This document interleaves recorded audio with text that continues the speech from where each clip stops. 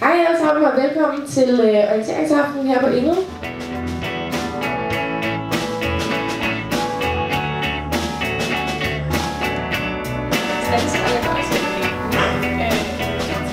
Det virker ret hyggeligt, synes jeg i hvert fald. Og det virker som gode lærere. Ja, og sådan et godt sådan, socialt miljø. Altså jeg tænker på den, der hedder engelsk A, og så spansk A, fransk B.